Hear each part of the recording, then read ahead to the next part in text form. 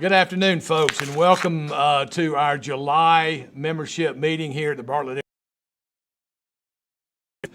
from our studios at Bartlett Post Office. And welcome.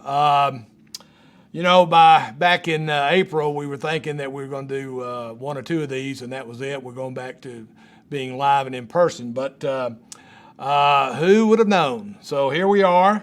Again, so anyway, it's working out pretty well.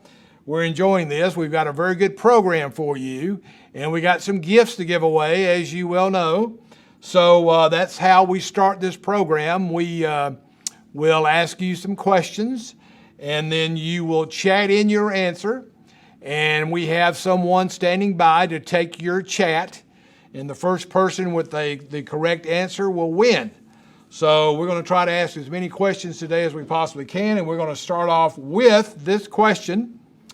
Now, I'm trying to make it tricky because, we've been getting a lot of easy answers here. So here we go. First question. Chat it in if you know the answer. Now listen closely. What existing organization, that means it's still in existence, right, started out as the Bartlett Businessmen's Club? Okay? What existing organization started out as a Bartlett Businessmen's Club? Okay, if you know that answer, chat it in, and we will announce the winner, and then you'll contact Kathy Carl here in the office, and you'll get a $25 gift certificate. Now this time, instead of just restaurants, we're opening it up to all of our small businesses. So all of our small retail businesses, you can apply that gift certificate to that company. So you just need to let us know which one it is. Okay, as you all know, our monthly meetings are sponsored, and we have sponsors throughout the year that help us with these programs. And if it was not for these sponsors, we cannot put these programs on. And fortunately for us, and given the unique situation that we all find ourselves, all of our sponsors for 2020 thus far have agreed to these virtual meetings to continue sponsoring.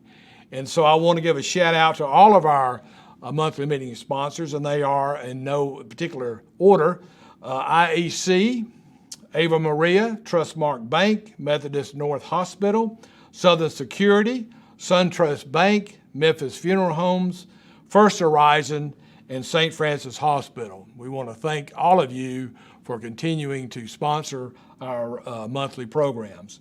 And with that, I want to introduce you to our monthly sponsor for July, and that is Ava Maria. And Ava Maria has been around this community for a long time. And I'm not going to tell you exactly how long, but that may be a question that you're asked.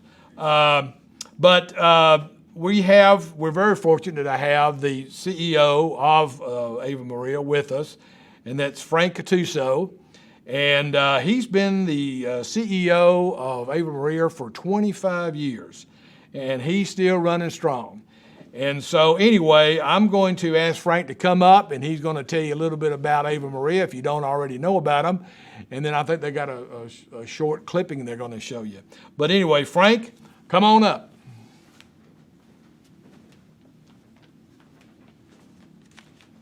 Thank you, John. We appreciate the opportunity to sponsor today's luncheon. Ave Maria is been around in Bartlett since for quite a while. I won't tell you. John wants me to ask you a question at the end, but I'll go ahead and ask it, and maybe you can chat in. But what's the second oldest business operating in Bartlett?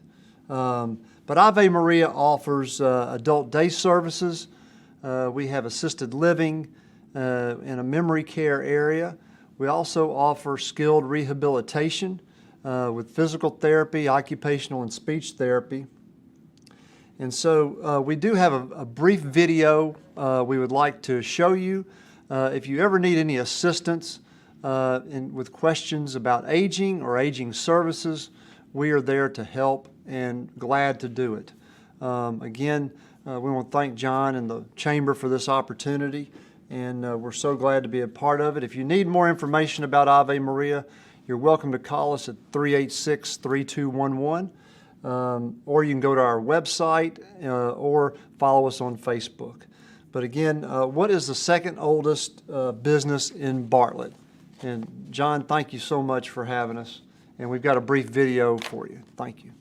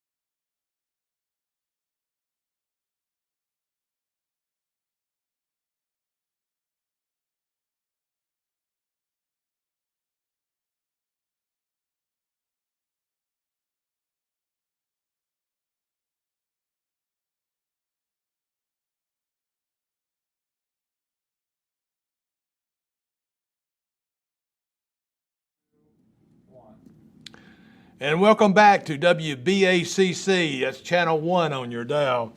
Thank you very much, Frank, for coming by and sharing with us more information about Ava Maria. Great asset to this community.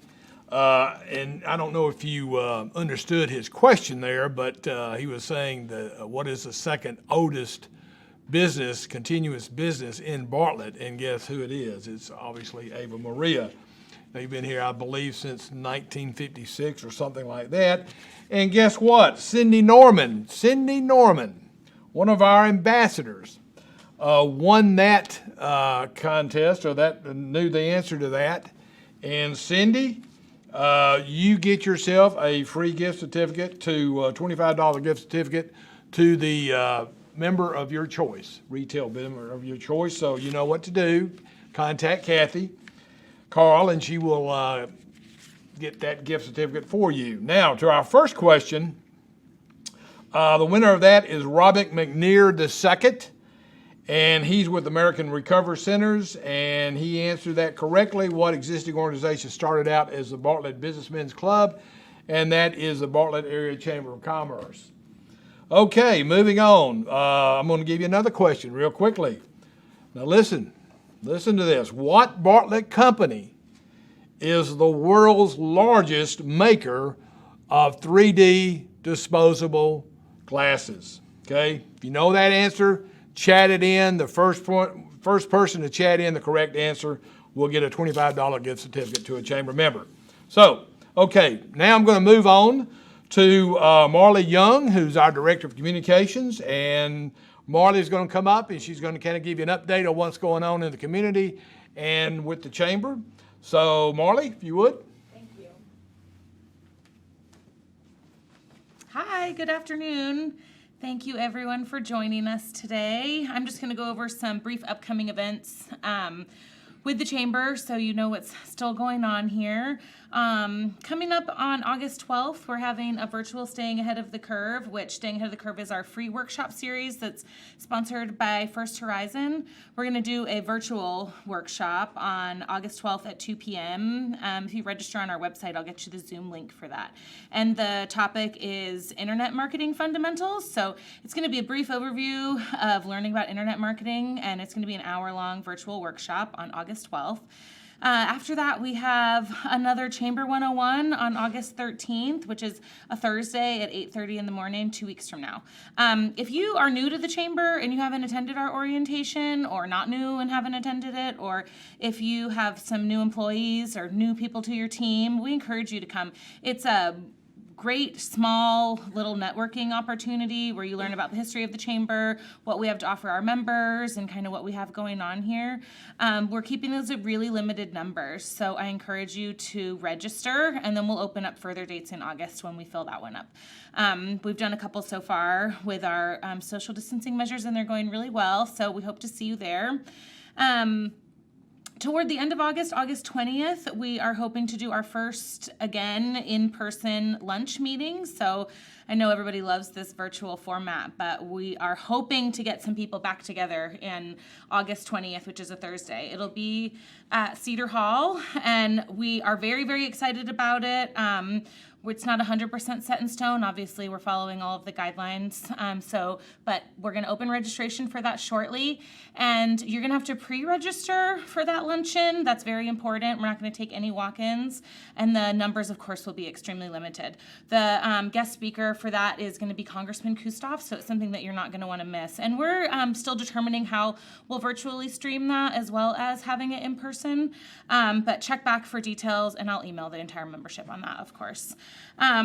Other than that, we just wanted to offer everyone, if you haven't had a ribbon cutting, we would really hope that you call us and schedule one.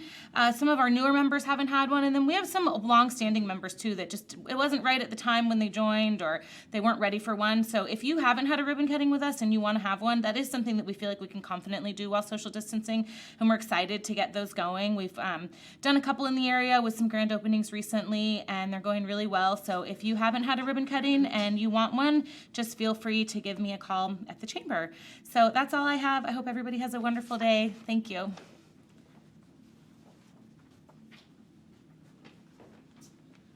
Thank you, Marley, for all that information. And yeah, that is very exciting that we are going to try to be live and in person on August the 20th. So as Marley said, of course, we're going to have to play that by ear. But I know that one or two of the other suburban chambers have already had a in-person meeting, and it went very well. But as Marley was also saying, we're going to have to follow very strict protocols. And so we ask that you abide by these protocols, and that also that you register in advance, because we're not going to be able to take walk-ins to that August 20th meeting, and that is Representative Congressman Kustoff, who will be our guest speaker. Okay, for the last question that I gave, what Bartlett company is the world's largest maker of 3D disposable glasses? And the winner is Alana Bond with Heartbeat CPR. And they answered that as American Paper Optics. And so, Alana, you are the winner, and you need to contact Kathy Carl, and she will make that gift certificate out to a Bartlett Chamber member of your choice. Okay, before I go into community updates, I've got another question for you, okay? Now, this is a little tricky one, and I'm just going to be interested to see if anybody can answer this, okay? Because I'm trying to make them a little bit harder. Okay, so this question is, Bartlett is the home of 2 world leaders in the manufacturing of ENT products. ENT, that's ear, nose, and throat products. Olympus is one of those companies. Who is the other leader? Okay, there's another company here in Bartlett that is a leader in the manufacture of ENT products. If you know the answer to that, chat it in. I'm going to be curious if someone knows that. Oh, I've got someone over here on the staff that knows it. Well, of course they know it. They better. Okay, so with that, I'm going to go into community updates. Now, you know, given this environment that we're in and all that, we try to let you know some of the things that are going on in the community. We've had the mayor and the CAO of the city come in, and some of the other directors, and we like for you to know what's going on inside the city of Bartlett, inside government. And so one area of city government is the BACC, Bartlett Performing Arts Center. And Michael Bollinger, whom a lot of you know because they serve as a venue for many of our meetings, and unfortunately we've not been able to have any this year over there.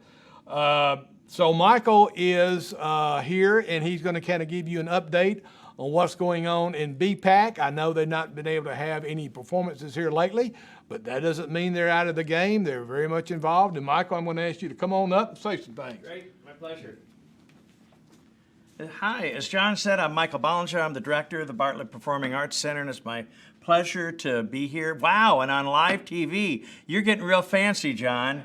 You know, BACC is Bartlett's only performing arts center, bringing in world-class artists, concerts, and theater and family shows every single fall, winter, spring. Well, as of March 15th, our 21st season was going along just swimmingly. It was going along great attendance, great shows, and then you know, COVID hit. Around March 19th, along with the mayor, we decided to cancel and/or postpone the entire rest of our 1920 season. We had 6 shows left, concerts left. We had Music by the Lake concerts. We had, in June and July, youth theater camps. We had the entire theater booked with rentals in the theater the month of May. Overnight, all of that gone. At that point, people were saying, well, this will be over by May. So I thought, okay, well, I'll reschedule the show in June. I decided not to do that. Something just told me, I don't think that's a good idea. So we decided, well, we'll try to restart up the engines in August. Well, about 4 weeks ago, Mark Brown and myself, along with the mayor, decided that we're doing no shows for the rest of 2020, other than a Music by the Lake in October. And that's a long line with a lot of my colleagues around the country and here in Memphis. However, it is our hope, and what we're planning right now is to do an abbreviated 2021 season. It'll be a winter, spring 2021 season with shows starting on January the 16th. We'll have a dozen different shows, 8 concert, 2 kids shows, 2 theater shows. And I'm not even going to say the names of all the shows. My colleagues here have helped me put together a little movie for you, and I know that many of you, like the mayor, spend a ton of time each week on Zoom and conference calls. So I thought you'd just like a little mini concert. This is exactly 3 minutes long, so sit back, turn your speakers up, and enjoy. Hit it. Major was a little later, suffer again. All the Rockin' there, learning how to smooth up hair alone. We were hopping and bombing to the crocodile rock riff. Right out rockin' with something shocking when the beat just had itself. Can you feel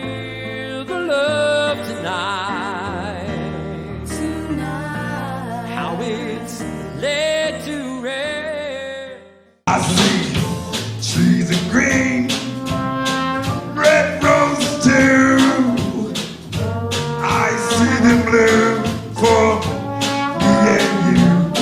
And I think to myself, what a wonderful world.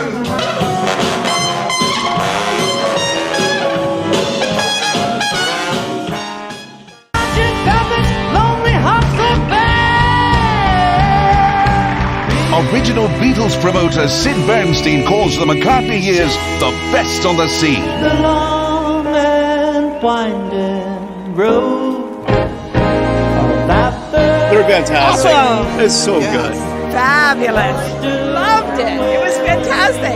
It was amazing. I loved the show. Audiences know the songs, they know the voice, and they scream for more. Yeah. See it, feel it, live it, relive it. The McCartney years. Take your time, said me father, stop rushing like hell, and remember all is not what it seems to be.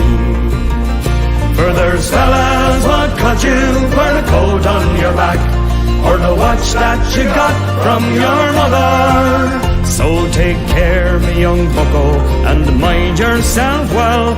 Will you give this sweet note to me brother? At the time Uncle Benji was a policeman in Brooklyn. On a tour, one night stands, my suitcase and guitar in hand. Every stop is neatly planned for a poet and a one-man band. Homeward bound, I wish I was homeward bound. Home, where my thoughts escaping. Home, where my music's playing. Home, where my love lies waiting silently for me. I hope you enjoyed that. As you can see, we have some great shows planned coming up in January, between January and May. Here's the deal. Our entire winter-spring season will be on our web, September the 8th. Tickets go on sale for our subscribers. They get first shot at it on October the 5th. Single tickets go on sale. There will be no subscriptions this year, so it's all single tickets. Single tickets go on sale for the general public October the 19th. And here's the deal. The best case scenario is this COVID's all settled down and we can sell all 350 of our wonderful seats.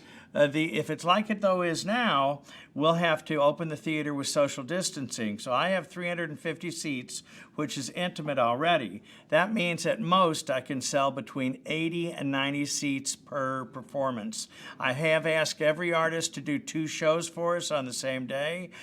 So still, that's between 160 and 180 seats to sell. So the reason I'm telling you that is when the tickets do go on sale, if there's something that you see for our whole in our whole season or these shows that you'd like to come and see, you don't want to waste time. Thanks a lot. Our website, but the season won't be on there till September the 8th, but our website is bpacc.org. Thanks. Thanks, John and the Chamber, and have a great summer. Bye-bye.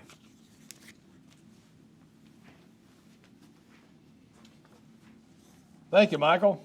How's my voice? It's kind of echo in here. Hey, you notice I've got on something here? Well, that is a Bartlett face shield, and we're going to talk a little bit more about that in just a second. But I do want to announce the winner of this question, the last question we had. It was very difficult, I know, and I'm sure some people were Googling this. This is not something that I think most people knew offhand. And the winner is, and this is a dual winnership, Chad Smith, who's the CEO of the Bartlett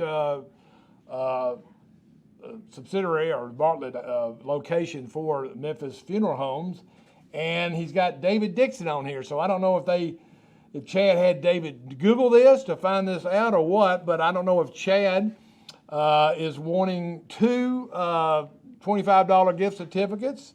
I don't know how they're going to split that, but anyway, I tell you what, Chad and David, since y'all did your homework and you really got down in the weeds and found the answer, I'm going to give y'all both 2 $25 gift certificates. So, boy, aren't we nice.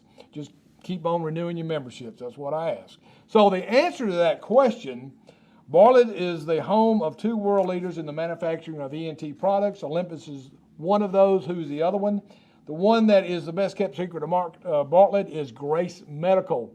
Grace Medical, and if you're not familiar with them, they are a company that's been around for quite some time, but they, kind of below the radar, and they're behind Walmart. Okay, so before I introduce the next speaker, here's the next question. Okay, now listen to this one very closely.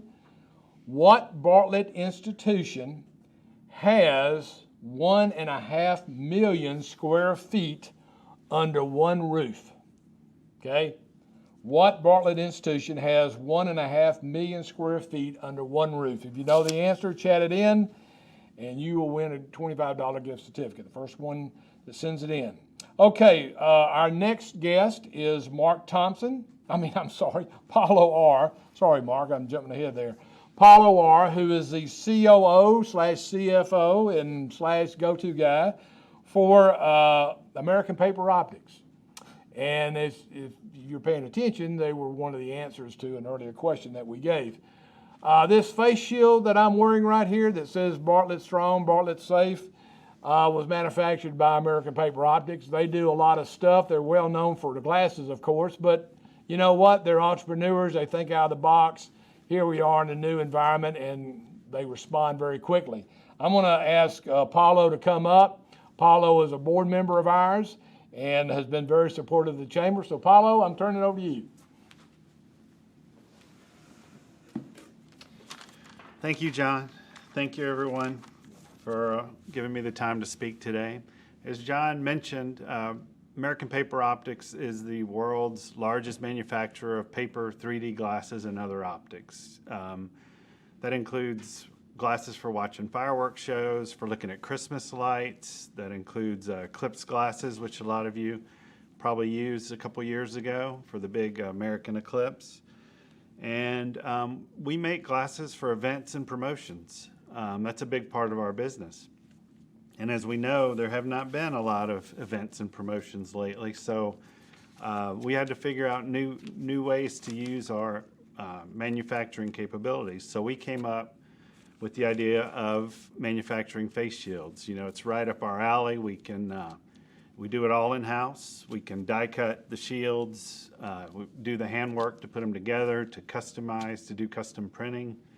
So we've rolled this out a couple weeks ago, and it's gaining momentum.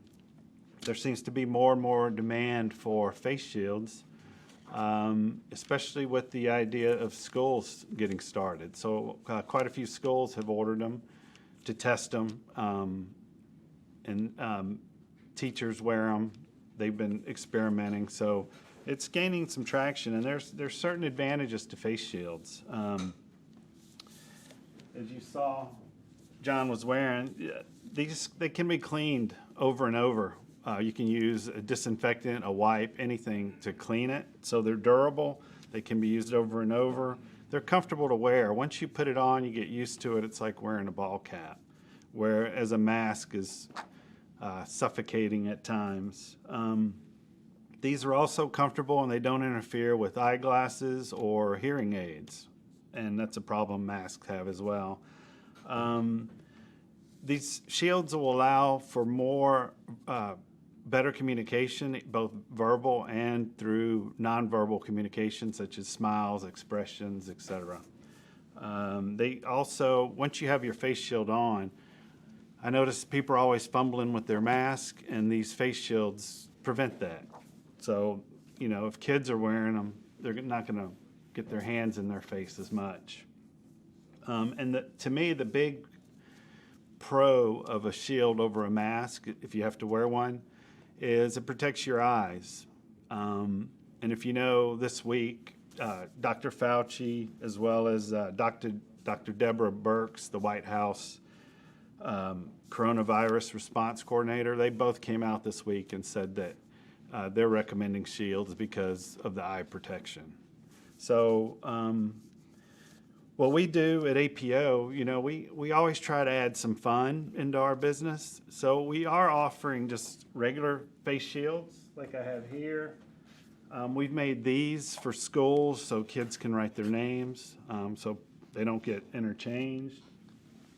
We've been, as John showed his Bartlett chamber shield we made for them, you know, we're making them for different customers. So we can custom print these, and we can do them fairly quickly. So here's just a few examples. And then, as you know, these are PPE, right? Personal protective. We changed the E to expressions. So, you know, we just wanted to have some fun. If you have to wear them, let's have some fun. So we've come up with the old headband. You can have it look like a bandana, flags. I mean, it's countless that we can, kiss me. We can have fun with them. We think maybe churches will want to use them. We've got a camo. So there's just some different ideas there that we can do. And that's really it. I just wanted to get the word out that we are manufacturing these. We manufacture them here locally. So if you know of anyone that needs them, or if you need them, just reach out to us. We'll be happy to help. Thank you. Thank you, John. Thanks, Paulo. You know, I tell you, those guys over at APO, they're always thinking out of the box.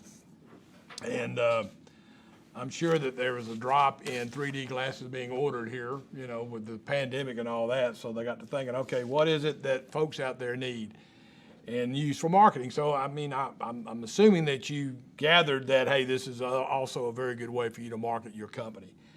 And so anyway, thank you so much, Paulo. The next person we have coming up is someone that needs no true introduction, but I'm going to introduce him anyway. By the way, the answer to the last question, which was what Bartlett institution has 1.5 million square feet under one roof, the winner of that is Julie Trail. She's with Ava Maria Homes, and I'm sure she was watching because her boss was on the program. So Julie, and I just saw Julie the other day, actually. But Julie, you won that, so you know the drill. Call Kathy, and she'll get the gift certificate for you. And Brother is by far the largest square footage operation in Bartlett and in this whole region, really. Okay, next question, real quick. What? Now get this. This is kind of, well, you got to think about it now. What city commission? Okay, what city commission? Now, you know the city of Bartlett has a lot of commissions, and they have commission members, right? And they're usually appointed by the mayor and then approved by the Board of Aldermen. But what city commission sponsors the Bartlett Farmers Market? Okay, they just don't. Bartlett Farmers Market has someone that sponsors them. So who is that? Okay, if you know the answer, chat it in. Okay, with that, I'm going to introduce Mark Thompson. Mark is the guy who's responsible for all this. Well, actually, his staff is. He doesn't do much of anything, but he pretends like he does. But anyway, he's got some great people working for him, and he's been in the business a long time, longer than he looks. Let me put it that way. So, Mark, I'm going to turn it over to you. He's got some things he's going to talk about, some partnerships we got going together with the chamber and our membership and some other things. So, Mark, come on up. Thank you, John. So what John really meant was I'm old. That's all right. It is what it is. So let me just caveat this first that I am much more comfortable behind the scenes and behind the camera than I am in front of the camera. But John mentioned a program, so we're working with the Bartlett Chamber to help create a series of small business videos for social media, for websites that really are trying to help the Bartlett Chamber members market their businesses, let people know that you're open, that you're doing business safely. If you're doing something a little differently that people in the market don't know, then what are those things that we can help you do to help you grow your business during these times?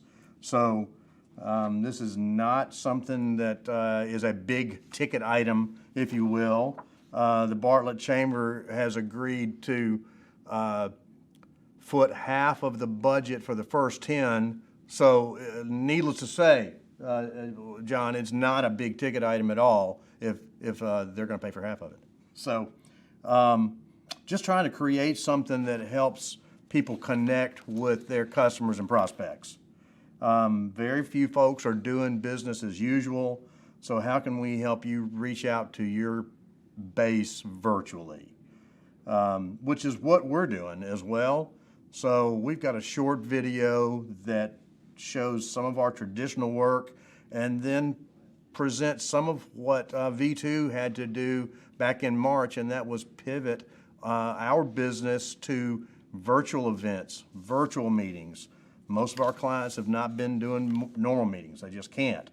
Just like this virtual Bartlett Chamber meeting, they're forced to move these events online. So here's a short demo that goes from our traditional work to then a couple of pieces of virtual events that we've helped create. Just helping clients connect with their audiences. Thank you. Thank you, John.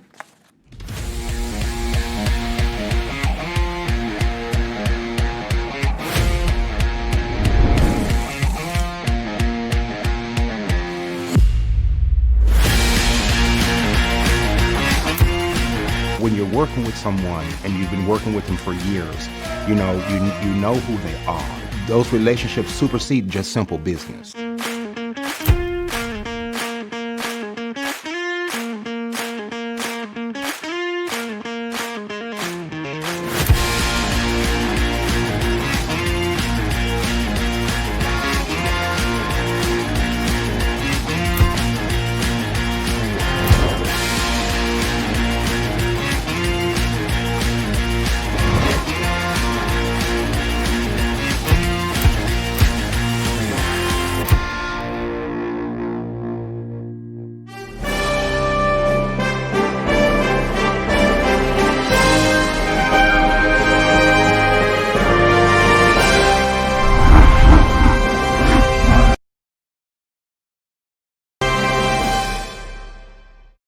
Welcome faculty, staff, and special guests to this first ever virtual Faculty and Staff Awards ceremony. I hope you and your loved ones are well as we navigate our new normal.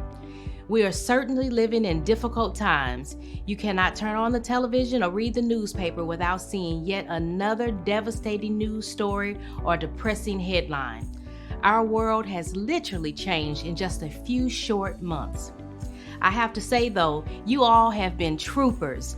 What you have accomplished over the past few months is nothing short of amazing. Thanks to you, the college pivoted quickly, changed course, and kept our operations and students moving forward.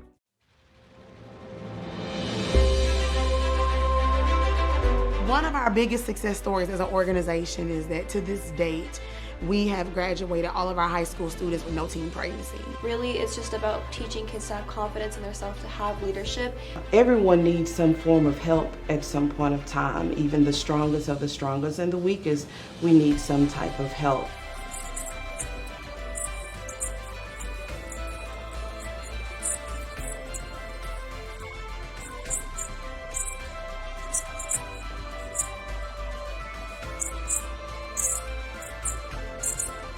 I know that I made a direct impact with someone and I could help change their life.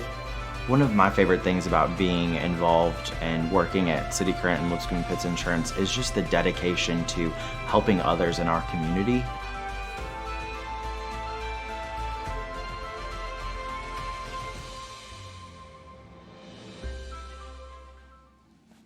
Okay, welcome back. And thank you, Mark, for that that great video that you just shared with us. And Mark is, as he mentioned, we're going to be doing some promotional videos together for our chamber members.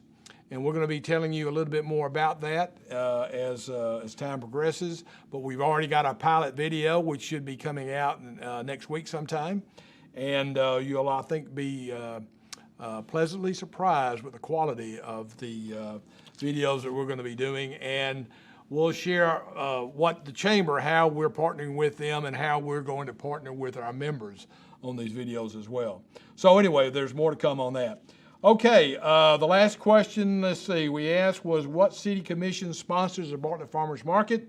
The correct answer was given by Kevin Quinn with ePayment America. And the answer is Bartlett Station Commission. So very good, Kevin. Thank you for that correct answer. Okay. By the way, I want to just give a shout out to Michael Detroit. Michael, I know you're out there, you're watching this. You've been watching, I think, every one we've done. And you've been getting the right answers in. You're just a little bit too slow today. I know you've won many in the past, but, listen, we appreciate you hanging in there, buddy. Maybe try to be a little bit quicker next time. But anyway, thank you for continuing your support of these programs. Okay, next question before we go into our guest speakers. Here it is. Now listen very, very closely, and this is very interesting, okay? What hardware store traces its roots to 1887, where the first store sat where the Peabody Hotel is today, later moved to Madison Avenue, hint, hint, and ever since 1977 has been Bartlett's neighborhood hardware store? Now, I hope to get a lot of chats on that one, so come on, chat them in. Okay. Our guest speakers today, we are very fortunate. We've got not one but two, and these are the two guys, the go-to guys at the Commercial Appeal. And we've got Ted Evanoff, who's the business editor, and we have Mark Russell, who's the executive editor. And between these two, we've got at least 300 years of journalism history. Is that right? No, I'm sorry, not 300 years, 80 years. 80, if you add them all together, you got about 80 years of journalism experience with these two guys. And Mark Russell, for an example, Mark has been here, I believe, 7 years with the CA, and he's been the executive editor for the last 3 years. Ted Evanoff, he's on his second tour of duty here in Memphis at the Commercial Appeal. He was here back in the late 80s and early 90s. He went back to his hometown of Detroit, worked for the Free Press up there, and then came back because his wife said, it's too cold up here and I want to go back home. So that's why Ted's down here back in Memphis. But Ted's done a very good job. I know when Ted came back and I was reading some of his stuff, I'm like, well, who is this guy, man? I don't know if he's got it quite right. Well, I've followed you, Ted, and let me tell you, Ted has figured it all out. It took him a while, but he's figured it out pretty well. So, and I've enjoyed many times of conversations with Ted and all of that. So Ted understands what a chamber's all about, and he understands the Chamber of Commerce as he understands economic development. So with that, I've asked Ted and Mark to come up and share with us their perspectives on what's going on. Because if anybody kind of has an idea of what's going on, it should be some seasoned journalists, correct? So Ted, from the business perspective, is going to come up and kind of, give you his perspective on the lay of the land and what's going on and what we can expect and all that. So Ted, I'm going to turn it over to you, buddy. Oh, and by the way, Ted would welcome any questions you may have. So if you have questions while he's giving a presentation, or if you got a question on your mind right now that you think that Ted can answer, go ahead and chat it in, and we'll make certain that Ted gets it. And if he doesn't think he can answer it, he'll just pretend like he didn't get the question. So anyway, go ahead, chat them in if you got them. Thank you, John. I appreciate that. That was a very nice introduction. I'm looking forward to talking today. One of the things I'll do is bring aboard Mark Russell in a few minutes. First, I want to talk a bit about the economy. One of the things I do at the newspaper is write about business development and the economy. And I thought I would start with a really remarkable number. I don't know if you realize this, but the unemployment rate in June in metropolitan Memphis was 11.9%. 70,000 people were on the unemployment rolls.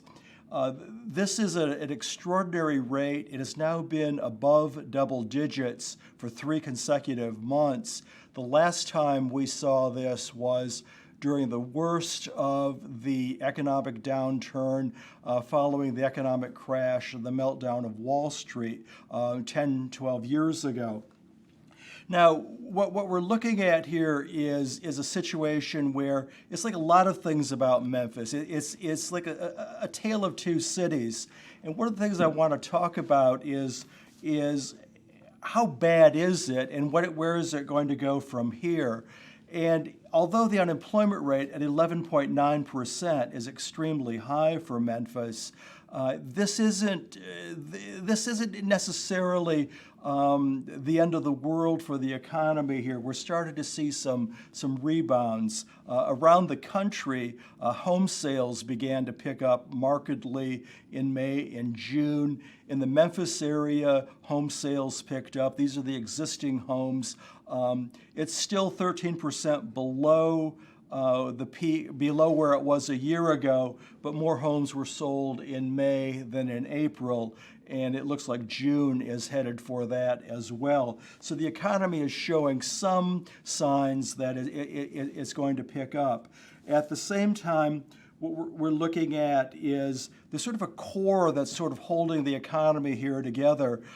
Good year and bad, there are about 600 to 700,000 jobs filled in Memphis. Just over a third of them are attributable to three sectors: logistics, healthcare, and government. And those three sectors now are employing somewhere between 220,000, 250,000 employees. The downturn is coming in hospitality, the hotels and restaurants, is coming in financial services, it's coming in professional services, temporary agencies, but the core of the economy is holding together. And it looks like it'll probably keep going. We keep holding together. We saw in the U.S. In the second quarter, gross domestic product fell 32.9%. That's about as bad as it gets. It looks like we might be leveling out from there and coming up. Consumers are still in pretty good shape around the country. Their debt loads are not too high, and even though the unemployment rate is exceptional, consumers by and by are doing fairly well. They're buying homes again. So we might start to see the economy start to come back by the end of the third quarter and in the fourth quarter. With that, I'm going to wrap up my part of this. I do have some questions. John, let me ask you, there are a couple of questions that already came in. Should I field them now or wait until the end of the presentation here? What would you? There's some right there. Go ahead and address me. Let me take a couple of questions. Let me take a couple of questions here. One is, has the logistics industry positively been impacted by the pandemic? Well, that's a good question. I think if you look at the FedEx stock price, you'd say no, not hardly. But all in all, logistics is holding together, and even though it's not adding people, there have actually been some layoffs, but not spectacular layoffs. Logistics is holding together. There's a tremendous need for drivers. There's a tremendous need for moving freight around the country, and that probably is not going to subside. If anything, we're going to see more Amazon-like businesses come in, more small warehouses and more small product turnover centers where when you order something, it'll be coming from Memphis rather than Dallas. So I would say we're going to see a sort of a pickup in logistics, but not necessarily bringing us back to where we were several years ago. Another question here is, will we see much medical equipment production move from Asia to Memphis? I don't know. Maybe. There's a lot of talk about that. One of the deans of commercial real estate in Memphis is Dan Wilkinson. Dan says we're going to see a lot of reshoring coming into Memphis over the next 5 or 10 years as companies shorten the supply chain. Is this going to happen? Don't know. It certainly is something to look forward to, and if it does, it would boost the economy here. With that, I'm going to stop my portion here. If you have any questions, let us know. And let me bring up Mark Russell, the executive editor of the Commercial Appeal and a really astute observer of Memphis. Thank you very much. Thank you, Ted, and thank you to John and the other members of the Bartlett Area Chamber of Commerce. Thank you for having me here. I was in this exact room about maybe a year and a half ago under very different circumstances. I recall it was one of your mixers, and it was a very fun mixer because you even had a little moonshine as well. So it was a lot of fun being at that event. So good to be back. Wish it was under different circumstances. So let me start off just by talking about the changes in what we do in terms of the media, in terms of the commercial appeal, and what's happened in the last 5 months actually. So we're 5 months into a global health pandemic that is really, literally upended our daily lives. Many of us are working from home. I know I am out in Cairo. That's if we are lucky enough to even still have jobs. And when we venture out, we're staying socially distant, we're wearing masks, and of course, we're doing lots and lots of Zoom meetings. This is actually a nice little break to not have a Zoom meeting and look at 25 faces in front of me. But we're also in the middle of a sea change in terms of how we view issues of social justice and systemic racism. Both the Memphis City Council and the Shelby County Commission have both recently passed resolutions citing racism as a public health crisis. And a series of groups ranging from nonprofits to activists have called on city and county leaders to address issues such as police reform and more funding for K-12 education. These two generational stories, the COVID-19 pandemic and the calls for racial justice following the deaths of Breonna Taylor, George Floyd, and Ahmaud Arbery, have been our newsroom's focus for the last several months and will continue to drive our coverage going forward.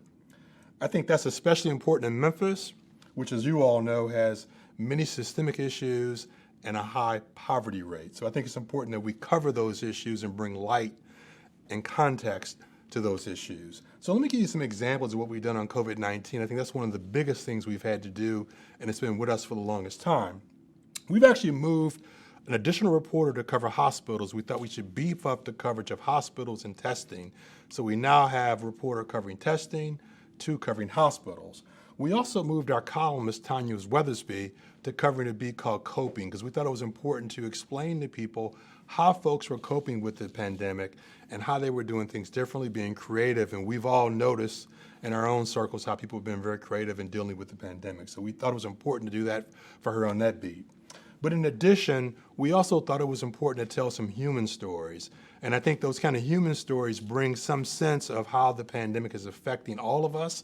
And one we had recently was by Daniel Conley, one of our investigative reporters, describing how the pandemic was affecting the Hispanic community, which numbers only about 7% of the entire population, but is literally 28% of those who have been diagnosed with COVID-19 in Shelby County.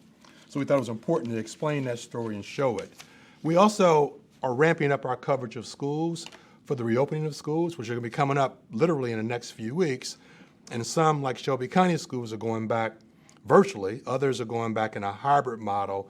And I think maybe one or two may even still be looking to go back fully in classroom. We'll see how that plays out over time. But we thought it was important to have two people covering that because we think that's a story that's going to continue to evolve throughout the school year, particularly as we start to see some cases crop up in school systems. So that's an important story to keep track of. On the issue of racial justice, social justice, I'm really proud of some stories we've done recently. One of them is 2 weeks ago, we had an investigation by Sarah Mockerig, one of our two investigative reporters, and it looked at the issue of cars driving into protesters. It happened here in Memphis 3 times. It's happened elsewhere with great frequency, most recently in Seattle where a woman got killed. And we did this story because we thought it was an important public policy story, but we also thought it was important to explain what was happening in the state legislatures around the nation, including in Tennessee, where some issues of bills were being pushed by legislatures to provide immunity for people who ran into protesters if they didn't do it on purpose. So we thought that was an important story to do. And I encourage you, if you haven't read that story, go back and look at it. In addition, just today, we've launched a series of stories on the issue of the Confederate Reckoning. This is a project I'm very proud of. I was involved with it from the very beginning, and it pulls in editors and reporters from the entire South region of Gwinnett. We call it the USA Today Network South region, and we produced about 20 stories that look at the history of Confederate monuments in communities like Memphis and Nashville, Montgomery, Alabama, Jackson, Mississippi, and it really tries to give you some better sense of the pain and the passion those monuments evoke. But more importantly, we wanted to give the story of who the monuments depicted. We wanted to describe them in great detail and also describe how in some states, state laws were essentially blocking the efforts of people in communities to get rid of those monuments. So I think if you haven't seen it yet, go to the commercialappeal.com and look it up. There's 20 stories total, so you've got a lot to read. Get a big cup of coffee, and I think you'll enjoy those stories. Now, I think all of you know in your own business it takes money to run a business. And of course, we're no different in our newsroom. And the pandemic, no surprise, has literally been a downward spiral in our revenue. That's like a lot of businesses out there as well. So we've had to take some steps in our own newsroom. We had furloughs in the second quarter. We're still doing furloughs in this third quarter. Fortunately, it's just for editors, not for reporters, columnists. So my good friend Ted Evanoff is not taking that furlough, but I am. And it's our attempt to try and equalize the cost structure with the revenue that's been depressed by the pandemic. We're hoping that comes back. We're seeing signs of it coming back. We're hoping it does come back both this quarter and next quarter. But this is an unprecedented time for journalism in general, and particularly for local journalism. And I hope all of you who are readers of the Commercial Appeal are also subscribers of the Commercial Appeal. There's some great deals out there right now. Just 99 cents per month for 3 months if you want to be a digital subscriber. You can go to the website and sign up now. I'll make sure we put that in the chat so you can see the information on the deal that's out there now. So the CA's readership, by the way, remains strong. We're about 10,000 digital subscribers, and our Sunday numbers just on single copy sales are about 20,000 every Sunday. So we're still very much a healthy institution and doing well. But we're also a smaller newspaper, both the printed newspaper and the staff, but we still have quite a few people who are covering key beats, and I'm just going to tick off a few of those folks, some of whom I think you already know the names. One is Catherine Burgess, who covers Bartlett as well as covering county government for us in Collierville. She's a veteran reporter who's been here for a couple years and is one of the real stalwarts in our newsroom. You heard from Ted Evanoff earlier, who does a business column as well as cover business topics. Ryan Poe, who does a 901. And of course, I couldn't do a presentation without mentioning sports. We have a really strong and vibrant sports staff with Mark Giannotto as our columnist, Evan Barnes, who's covering the Grizzlies now, but also has done Memphis Tigers. And I think this sports season will be unlike any other. We're already seeing that this week with the WGC tournament out at TPC Southwind with no fans, but we've got several journalists that are going to keep you on track of what's happening every single day. And we're looking forward to see what happens with college football this year. I'm not sure what kind of season we're going to have, but I think we're going to have a season. So I'm going to pause now to see if there are any questions for either Ted or me. Mark, could I interject something here? There is a question. I think this is directed at you. And the question is, do you think the Memphis Police Department needs more officers on the force or fewer officers on the force? That's a good question. And I will just answer that by saying that if you hear Jim Strickland as well as Mike Rollins talk about this issue, they've said repeatedly that they need more officers on the force because they look at the size of the force in 2011, 2012, when it was bigger, and say crime was lower. There were some others who say that you should look at more than just the size of the force. You should look at how the officers are deployed. And that's been a big discussion when it comes to issues like police reform and how big a police department should be. I don't have a firm view on that issue. I think that's something that as journalists we want to cover it and cover it fairly and accurately, but we don't have a firm view on that.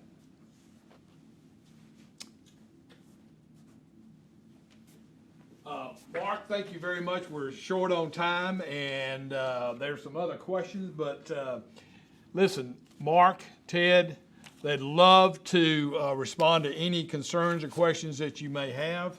We appreciate it very much, Mark, for you coming. Ted, for you coming. I mean, these are two great guys, and we're fortunate to have these folks at the CA. Thank you very much for attending. Okay, let me see here. I had another answer here real quick. Oh, the last question was the hardware store. Remember that? Okay, guess who got that? Oh, gee whiz, Debbie Gelano. And I think, Debbie, I think you had some connection with Stewart Brothers something at one time. So I know that's why you got this. But anyway, Stewart Brothers, folks, been around since 1887 and used to be where the Peabody Hotel is now. Isn't that interesting? Okay. Another question, and then we're going to close the show. This question. Name the largest public park inside Bartlett. The largest in area, okay? If you know that answer, chat it in. Okay, real quickly before the last item on the agenda is our unsung heroes. And Garrett, if you got that slide to put up there, Garrett's going to show you the slide. We sent this out a number of weeks ago, actually a month or two ago, and we asked members and the community at large to nominate individuals that they felt like were unsung heroes in this community due to the pandemic. And this was initiated by First South Financial. They approached us and wanted to know if we would be receptive to doing this, and we said absolutely. And so this is a joint venture between the Bartlett Chamber and First South Financial. Thank you very much, First South. And the winner, the person that was selected by a special committee, because we had these nominations, the committee reviewed the nominations, and based on the one that we felt like was the most deserving, will win a $500 gift certificate, $500 to be used as they would like, okay? And that's being provided by First South Financial. So we do have a winner for this quarter, okay? And that winner is, drum roll please, and I should say this, that the person was nominated by Susan Tanner. And Susan Tanner is with Pink Ribbons, and Susan is a member of our ambassadors. But she nominated Carolyn Joint. Carolyn, if you're out there, congratulations, well-deserved. Let me just give you a little bit of a story about Carolyn. Carolyn is a senior member of our community. Susan actually had her age on here. I'm not going to do that, but she's a senior member of our community. She describes her as a precious lady who has been making masks at her own expense and giving them away. She provided masks for all of us at Pink Ribbons and all of the staff at Robinwood. Well, Robinwood's a pretty good size operation, so I would think that would be in the teens or more for that staff. She continues to sew her little fingers off, as Susan so politely said, out of love for others. She has made more than 100 masks and is still giving them away for free, okay? So, Carolyn Joint, you are the winner of our Unsung Heroes. You're entitled to a $500 gift certificate, however you want to spend that. If you want to spend it all at one place or different companies or whatnot, different stores, that's fine. You can do that. So thank you so much for being a great asset for this community. And so the winner for the last question that we had, name the largest public park inside Bartlett, Crandall Quinn wins that. She too is at ePayment America. I guess ePayment's allowing their employees to watch this, right? So that's great. Thank you, Crandall, because I know Crandall kind of runs the show over there. So the answer to the question is Nesbitt Park. Nesbitt Park is the largest physical park in the city of Bartlett. And just put it in perspective, Nesbitt Park has 334 acres and is just shy by 8 acres of being the same size as Overton Park in Midtown. So Nesbitt Park is a great asset for this community. It is a very sizable park, and they've got some great trails out there, and if you're a mountain biker, they've got the best mountain bike trails in the whole region, supposedly, from what I understand. Okay, folks, that's it. It's a wrap. We're through. I want to thank Mark again for Mark Russell for the commercial appeal for coming by, and Ted Evanoff. And again, they're there for you if you got any more questions you want to ask them and whatnot. So anyway, folks, thank you so much for joining us. Next month, we'll be live at Cedar Hall, August 20th. Look forward to seeing you then. Bye-bye.